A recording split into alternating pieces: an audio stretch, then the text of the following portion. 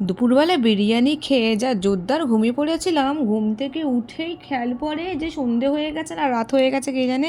তারপর ঘড়ি দেখে ভাবলাম যে না বাবা 7টা বাজে। সো ফ্রেশ ফ্রেশ হয়ে মুখ ধুয়ে জামা চেঞ্জ করে সবার আগে আমার ডেলি রুটিন যেটা ছাড়া আমি একদম থাকতে পারবো না সেটা হচ্ছে পুজো। সো ঠাকুরের পুজো করলাম, পুজো করে নমো করে বেরিয়ে পড়লাম কোথায়, রাস্তায়।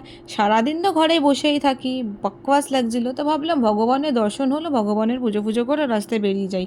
রাস্তায় বেরিয়েছি কেননা অ্যাপেলোতে যাচ্ছি। অ্যাপেলোতে যাচ্ছি এই কারণে, কেননা আমার বরের একটা ওষুধ শেষ হয়ে গেছিলো, তো সেই ওষুধটা কেনার জন্যই আমি অ্যাপেলোর দিকে যাচ্ছিলাম। দেখো বলতে বলতে অ্যাপেলো চলে এলাম। থ্যাংক গড ওষুধটা পেয়ে গেছি।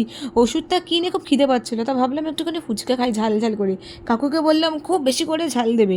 আর এটা আমার কমপ্লেক্সের নিচেই বসে ফুচকাওয়ালা, খুব ভালো, খুব ফ্রেন্ডলি কাকু। ফুচকা যা বানিয়েছিল মুখ আমার জ্বলে গেছিলো, বাবারে বাবা ওফ কি ঝাল দিয়েছে ফুচকাতে। তারপর বেরিয়ে পড়লাম বিগ বাস্কেট। এই দেখো আমাদের কমপ্লেক্সে 2 মিনিট হাঁটলেই এখানে বিগ বাস্কেট আছে, শপিং মল। তো এখানে জাস্ট আমি ঘুরতে এসেছিলাম, কিছু কিনবো কিনা কে জানে। তারপর ভাবলাম যে না সবাই যখন জিনিস কিনছে একটু এম্বারেস ব্যাপার লাগছিলো, না কিছু কিনেই নি। ঘুরতে ঘুরতে ঘুরতে চোখে পড়লো এই দেখো ভার্মেসেলি। তো ভাবলাম যে না এইটা একটা নিয়ে, এটা আমার খুব ভালো লাগে খেতে, এটা দিয়ে পোলাও খেতে খুব ভালো লাগে। তারপর দেখলাম এই দেখো মাছ, মাছগুলো আমি কী দেখছিল ভাই। তারপর দেখলাম মাছগুলো দেখছিল এই দেখো হরর মুভি দেখছে, কত মাছের লাশ। ওখানে একটা লোক মাছ কাটছে, বাবারে হরর মুভি চলছে। বেচারা মাছগুলো ভাবছে এই বুঝি আমরা গেলাম, ও মাগো। ব্লগটা কেমন লাগলো অবশ্যই কমেন্ট অ্যান্ড লাইক করে জানাবে কিন্তু গাইস। Okay bye bye.